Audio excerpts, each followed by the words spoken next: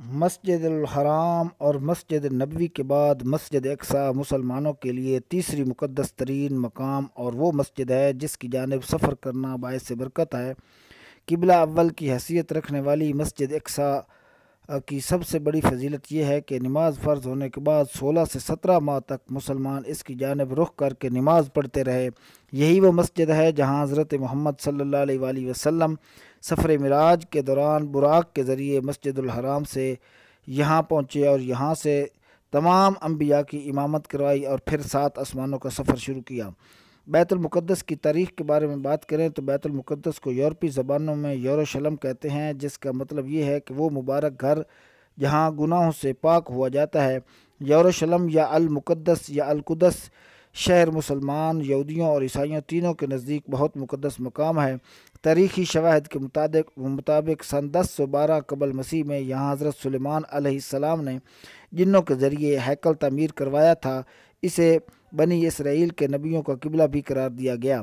ہیکل تعمیر کرنے کے بعد حضرت داؤد علیہ السلام نے منتخب کیا تھا۔ اس ہیکل کی تعمیر 7 برس میں مکمل ہوئی اور 2 لاکھ سے زائد افراد اس کی تعمیر میں مسلسل مصروف عمل رہے۔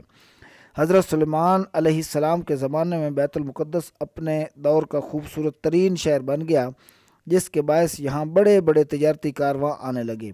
مسجد اقصی مشرقی بیت المقدس میں واقع ہے، جس پر اسرائیل کا قبضہ ہے۔ اس میں 5000 نمازیوں کی گنجائش ہے، جبکہ صحن میں بھی ہزاروں افراد فریضہ نماز ادا کر سکتے ہیں۔ حضرت یعقوب علیہ السلام کو مسجد اقصی کا معمار مانا جاتا ہے۔ بعد میں اس کی حضرت داؤد علیہ السلام اور ان کے بعد حضرت سلیمان علیہ السلام نے تجدید کروائی۔ یہ مکہ مکرمہ کے تقریباً 1300 کلومیٹر کے فاصلے پر ہے۔ بیت اللحم اس کے جنوب اور رام اللہ شمال میں واقع ہے۔ سلطان صلاح الدین ایوبی نے عیسائیوں سے قبلہ اول کو آزاد کروانے کے لیے تقریباً 16 جنگیں لڑیں اور سن 583 ہجری میں بیت المقدس کو فتح کر کے مسجد اقصی کے اندر سے عیسائیوں کے تمام تر نشانات اور تعمیرات سے پاک کیا اور محراب اور مسجد کو از سر نو تعمیر کروائی۔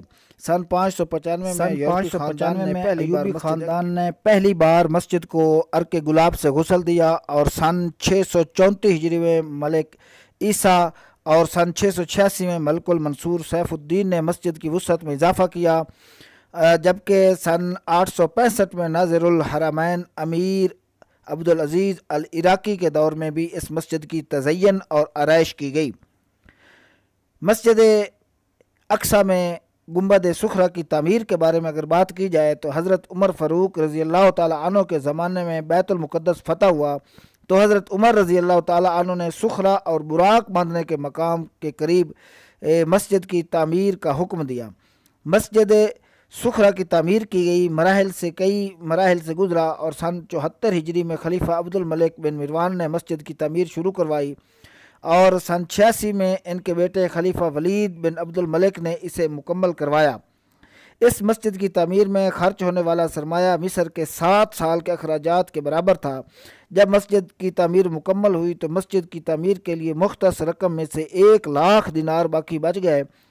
خلیفہ نے یہ رقم دونوں نگرانوں کو بطور انعام دینا چاہی تو دونوں نے انکار کر دیا اور کہا کہ ہم تو چاہتے ہیں کہ اپنی بیویوں کے زیور بھی بیچ کر اس مسجد پر لگا دیں۔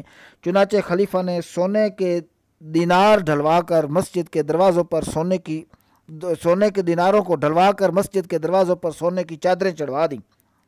130 ہجری میں آنے والے زلزلے کے باعث جب اسے بہت زیادہ نقصان پہنچا تو خلیفہ جعفر نے یہ چادریں اتروا کر ان کو سکوں میں ڈھلوائیں اور انہیں لوگوں میں تقسیم کر دیا۔ اور سن 163 ہجری میں خلیفہ مہدی بن جعفر نے مسجد کی حدود کی چوڑائی کم کر کے اس کے طول میں اضافہ کروایا۔ سن 426 میں اس مسجد کو زلزلے سے نقصان پہنچا تو خلیفہ نے مرمت کے دوران جو گنبد بنوایا وہ آج تک موجود ہے۔ خلیفہ نے مسجد کے شمال کی جانب 7 دروازے تعمیر کروائے۔ 492 ہجری میں ہونے والی صلیبی جنگ کے دوران جب عیسائیوں نے بیت المقدس پر قبضہ کیا تو انہوں نے مسجد صخرہ کی تعمیر میں بہت زیادہ رد و بدل کیا۔ انہوں نے رہائش کے لیے مسجد کے کمرے بنائے اور ان کے نام موبد سلیمان رکھ دیا۔ اس کے علاوہ وہ بھی دور گزرا کہ تعمیرات کو بطور جائے ضرورت اور اناج سٹوریج کے لیے استعمال کیا جاتا رہا۔ عیسائیوں نے مسجد کے اندر اس سے ملحق ایک گرجا گھر بھی تعمیر کروایا۔ اس دور میں عیسائی گنبد خضرا کے ٹکڑے اٹھا کر اور توڑ کر گھر لے جاتے اور سونے کی عوض انہیں فروخت کر دیتے۔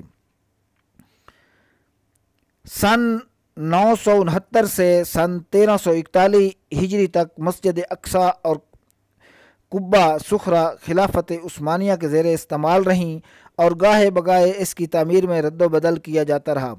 سن 1945 میں یہودیوں نے مسجد میں بم پھینکے، جس کی وجہ سے باب اوسط گر گیا اور گنبد کو بہت زیادہ نقصان پہنچا۔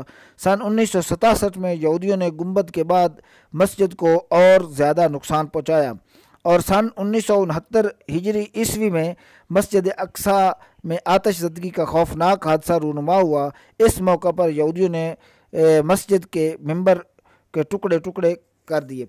ناظرین، یہ تھی مختصر سی داستان مسجد اقصی قبلہ اول کے بارے میں۔